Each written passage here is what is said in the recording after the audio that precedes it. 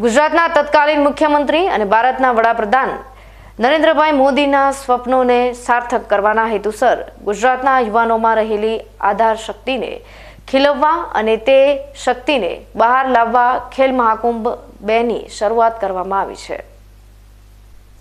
આ ખેલ મહાકુંભ 2માં વિવિધ રમતો અને કલાઓને ઉજાગર કરી અનેક વિવિધ હરીફાઈ યોજવામાં આવી છે, જેના થકી ગ્રામ્ય કક્ષાઓથી લઈ નેશનલ લેવલ તેમજ ઓલિમ્પિક સુધી યુવાનો નામના મેળવી આગળ વધી દેશનું નામ રોશન કરે છે।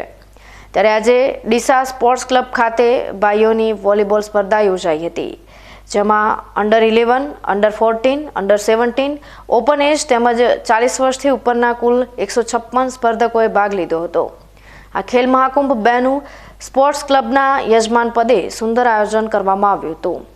સ્પોર્ટ્સ ક્લબ વતી રાહુલ માધવાણી, ગુંજન કોટક, જીતુ ગેહલોત તેમજ સ્પોર્ટ્સ ક્લબના સભ્યો દ્વારા બેડમિન્ટન સ્પર્ધાને સફળ કરવામાં ભારે જહેમત ઉઠાવીને સફળ બનાવી હતી।